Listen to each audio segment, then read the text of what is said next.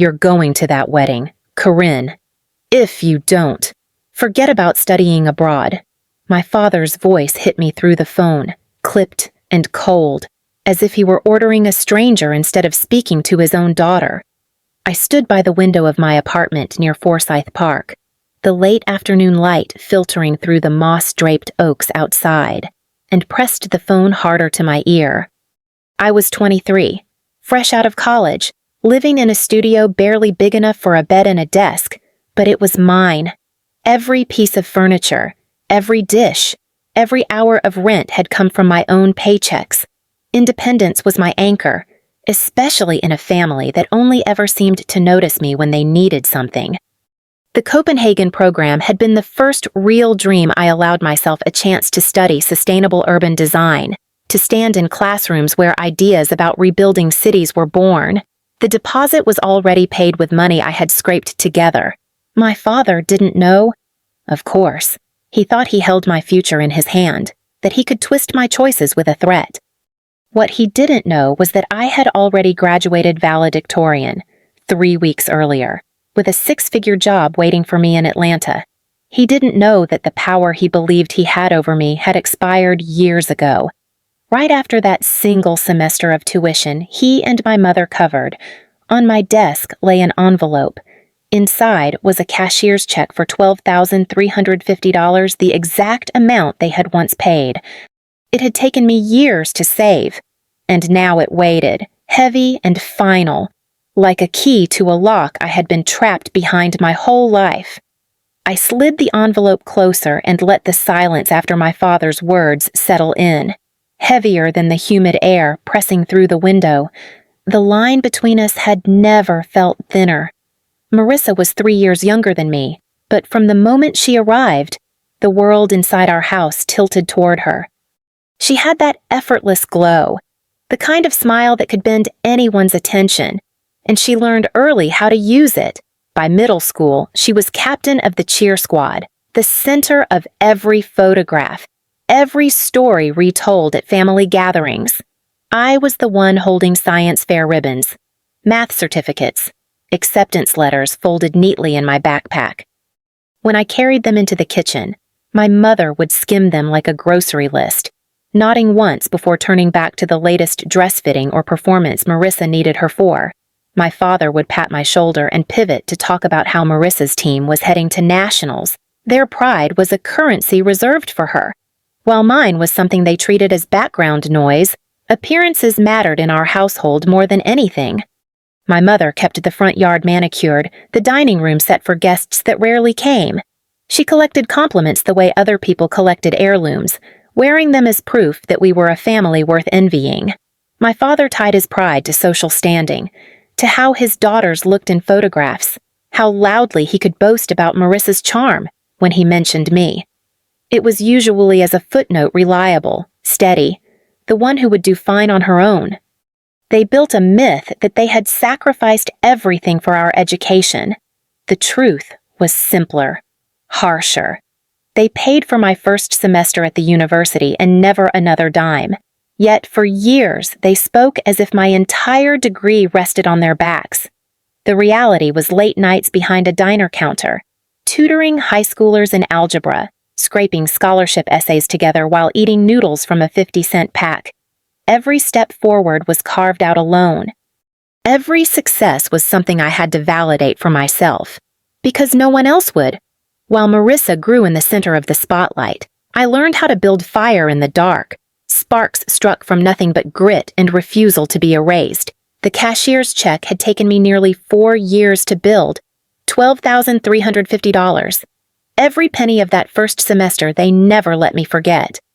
I carved it out piece by piece, tips from balancing 3 tables at once on a Friday night, leftover research stipends, weekends I could have spent sleeping but chose to spend tutoring instead. I had stacked those sacrifices into a savings account like bricks, until I finally had enough to return the debt that had hung around my neck like a collar. Now the envelope sat on my desk, sealed, its weight outsized for what it carried. Outside my window, the air in Savannah hung thick and damp, pressing against the glass the way my father's words had pressed against my chest for years. The city always felt this way before a storm-swollen skies. Heavy branches. The quiet ache of something about to break. The envelope belonged to that air. It felt less like paper and ink, more like thunder waiting to crack. I traced my thumb across the crease, steadying myself with the knowledge that I didn't need to raise my voice, didn't need a scene. I would hand it over calmly. Watch him open it. Let the numbers speak for themselves.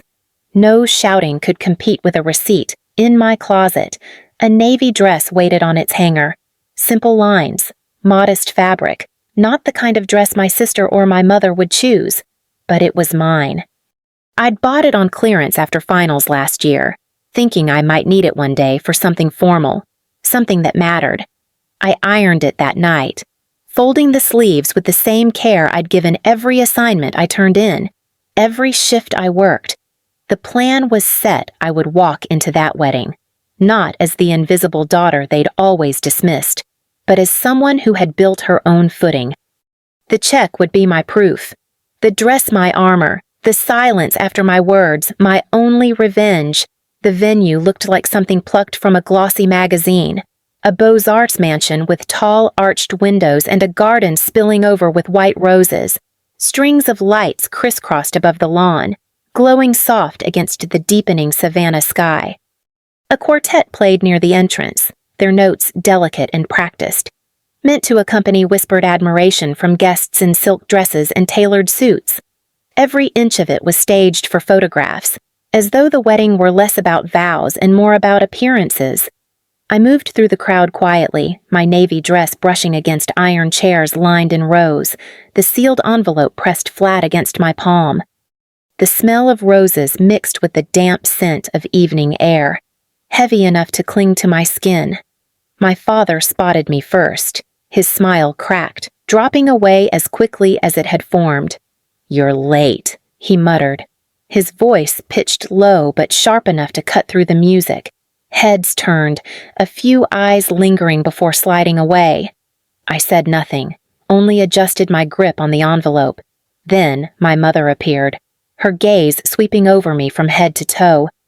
"Oh, Corinne," she sighed, fingertips grazing her necklace as if bracing herself. "That's what you're wearing." The navy fabric suddenly felt like a challenge in itself, plain against the shimmer of sequins and chiffon surrounding me. Still, I held her stare. The dress doing exactly what I needed, it belonged to me, not to their standards. Around us, waiters carried trays of champagne flutes, and I caught snippets of conversation mentions of real estate deals, travel itineraries. A guest's child recently accepted to Yale. No one here cared who I was. They hadn't for years. Tonight would be no different, except for the envelope anchored in my hand. I stayed near the edge of the garden as the photographer began arranging family members beneath the floral arch. "Corinne, come along," my mother said, gesturing me into the frame, her voice laced with impatience. I stepped forward, but instead of moving toward the arch, I slid the envelope from my clutch and held it between my fingers. The weight of it steadied me. The roses blurred in the corner of my vision. The music fell away, and for the first time all evening, I felt entirely present. The moment I had been saving for was no longer ahead of me. It was here. The photographer called for the Alden family to gather beneath the arch, his voice brisk, already annoyed at how long it was taking to herd everyone into place. Marissa glowed in the center, her dress a cascade of satin that shimmered under the string lights. She tilted her head, smiling as though she'd been practicing for this single moment all her life. I stood at the edge, the envelope warm in my hand, my breath steady despite the knot in my stomach. My father motioned for me to hurry. "Come on, Corinne. We don't have all day," he barked, his tone just loud enough for nearby guests to hear. My mother clucked her tongue, her eyes flashing irritation. "At least try to look pleasant," she whispered. Instead of stepping into line, I walked directly to my father and extended the envelope. He frowned, impatient, then snatched it from me with a huff, tearing the flap without thinking. The pale rectangle of the cashier's check slid into his hand. For a moment, he didn't understand what he was holding. Then I saw at the crease in his brow, the way his lips parted slightly as his eyes scanned the amount $12,350. What is this? His voice carried louder than he intended. My mother leaned over, catching sight of the check, and her hand flew to her chest.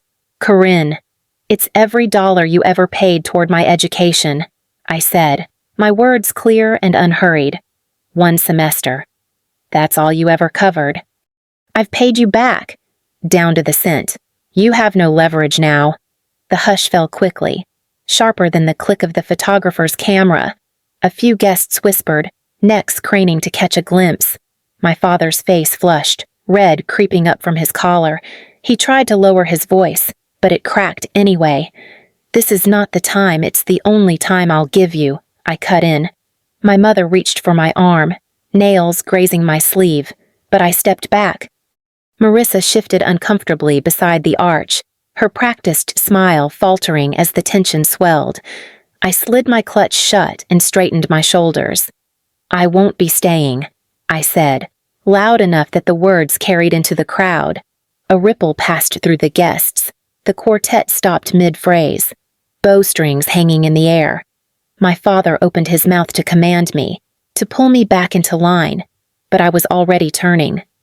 The grass crunched beneath my heels as I walked away from the arch, from the roses, from the lens waiting to freeze us into a perfect lie. I didn't look back. The envelope had already done the speaking for me. For 3 days, my phone lit up like a warning beacon. My father's voice messages came clipped, commanding, each one sharper than the last. My mother alternated between sobbing pleas and cold reprimands about what I'd done to the family. Even Marissa's name appeared on the screen, her texts swinging from confusion to accusation. Why would you humiliate us? Do you realize what you put Mom through? I muted the group chat and left the phone face down on my desk. By the 4th evening, a knock rattled the door of my apartment. I froze, the silence afterward louder than the music drifting in from the street. No one visited me here. Peering through the peephole, I saw Marissa standing in the hallway, her satin wedding hair now frizzed from the Savannah humidity, makeup smudged as though she'd been crying. I opened the door just enough to block her with my shoulder. What do you want? Can I come in? Her voice cracked, stripped of its usual confidence. Reluctantly, I stepped aside. She looked around the tiny apartment, her nose twitching at the narrow space, the second-hand couch, the kitchen that could barely fit one person. So this is where you live. This is where I built myself, I said. She turned, arms folded. Why did you do that at the wedding? Why the check? The scene. It wasn't a scene, Marissa. It was the truth. I drew in a breath. Steady. I graduated 3 weeks ago. Valedictorian. Full honors. I have a 6-figure job offer starting next month. None of you were there because none of you even knew. Her arms dropped. You graduated. You never said anything. Every time I tried, the subject changed back to you. Your sorority, your plans, your engagement. You never asked. No one did. Marissa sank onto the edge of the couch, her eyes wide, mascara staining the corners. I didn't know, she whispered, and for once there was no defense in her tone. I sat across from her, letting the words hang between us. For the first time in years, my sister wasn't shining or laughing or demanding space. She was just a woman staring at someone she thought she knew, realizing how much she had missed. 2 days after Marissa left my apartment, I got a text from an unfamiliar number. This is Trevor. Can we meet? I just want to talk. Against my better judgment. I agreed. Curiosity outweighed caution. We met at a small coffee shop off Broughton Street, the kind of place filled with tourists by day, but hushed in the early evening. Trevor was already seated when I arrived, his jacket folded neatly over the chair beside him. He looked less polished than at the wedding, his tie gone, his expression tight. When I sat down, he pushed a coffee across the table toward me. I don't know how else to say this, he began, voice low.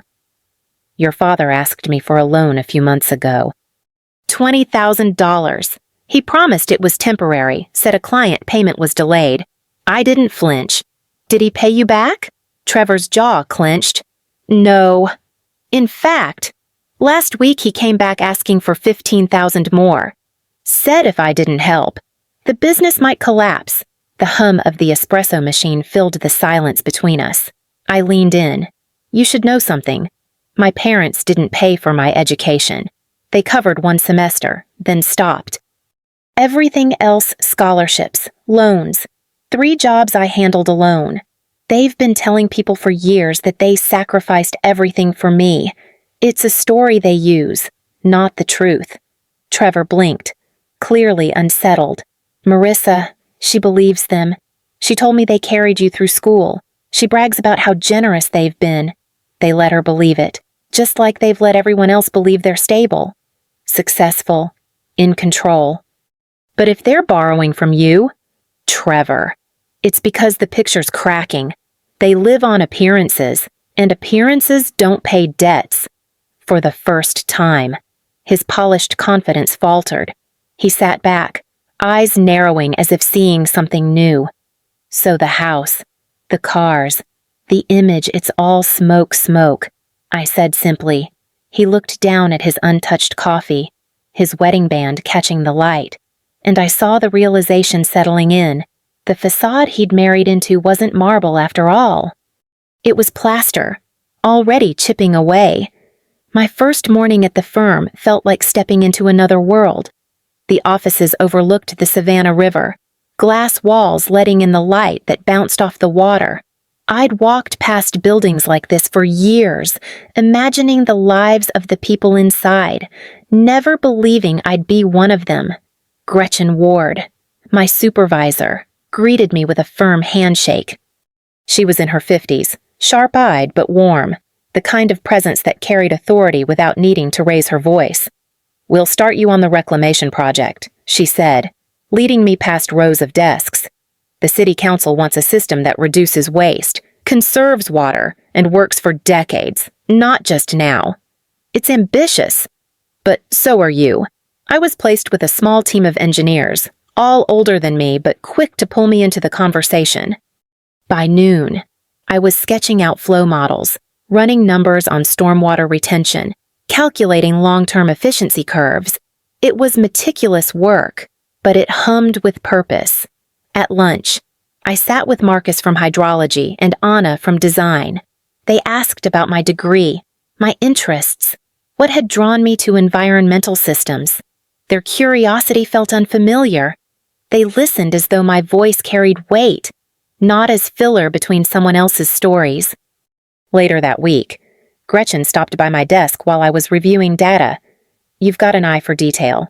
She said, "Don't be afraid to speak up in meetings. We need that clarity." Her words lingered long after she walked away. For the first time, my worth wasn't measured by comparison to someone else, or by the story my parents spun. It was in the equations I wrote, the solutions I offered, the respect in the eyes of people who barely knew me yet trusted me anyway. Here, in this room of blueprints and calculations, I wasn't invisible, I was necessary. The call came late on a Tuesday night. My mother's voice was tight, trembling but still edged with command. "Your father's in the hospital. Heart attack. He's stable. But the doctors say he has to rest. The business can't run itself. Corinne, you need to step in." For a moment I couldn't breathe. Beneath the worry, the familiar pull of guilt wrapped itself around my chest. She didn't ask how I was or if I could come. She simply assumed I would. That was how it had always been my worth measured by what I could repair, by how quickly I could fill their gaps. "I can't," I said quietly. "You can't," she snapped. "If the firm collapses, we lose everything. Do you want that on your conscience?" I steadied my voice. "Hire a consultant. I will not sacrifice my life to rescue the business." The silence on the other end was thick, punctuated only by her sharp inhale. Then the line went dead. At work the next week, Our team presented the final proposal for the city's sustainability project. Months of data, models, and late nights condensed into 30 minutes before the council. When the decision came down, we'd won. The firm erupted in celebration, Gretchen pulling me into a hug, her eyes bright. For once, victory didn't feel borrowed, it was mine, shared with people who had truly seen me. 2 days later, a newspaper ran a profile on the project. My name appeared in bold beside the title, "Valedictorian Engineer Leads Next Generation of Sustainability." I bought a copy, my hands shaking as I read it on my porch. That afternoon, a card slid under my door. The handwriting was my mother's. "We are so proud of you.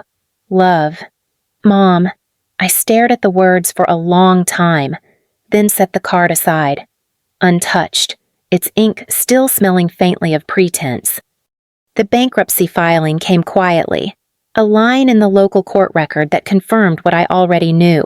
My parents lost the house in the suburbs, the manicured lawn my mother once paraded, the dining room where Marissa's engagement had been toasted.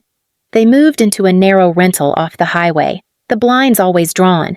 Friends who used to orbit them vanished, unwilling to linger near collapse. One morning, my father asked to meet for coffee. He looked smaller when he walked in, shoulders stooped, his suit hanging loose on him like borrowed clothes. He stirred his cup twice before speaking. "I took you for granted," he said, voice unsteady. "You were the strong one. I thought that meant you didn't need us. I was wrong." I let the words settle. It wasn't an apology for everything, but it was more than I'd ever been given. Marissa came by later that week, her hair tied back, her usual gloss stripped away. We sat on my couch and talked without scripts about money, about pressure, about the way silence had shaped us both. For the first time, our relationship felt real, not a performance. By autumn, I had started a part-time graduate program in environmental policy, my nights filled with papers and data sets. At the firm, Gretchen called me into her office and slid a new contract across the desk, junior project manager. A raise, more responsibility, and a reminder that I was building something lasting. On a soft October morning, I stood on my balcony, watching the sun break over the river. My laptop was open to the acceptance email, glowing against the dawn. In the closet behind me sat the framed newspaper article my parents had mailed hidden, not displayed, just before their ceremony. I gave back every dollar, then I took back my life,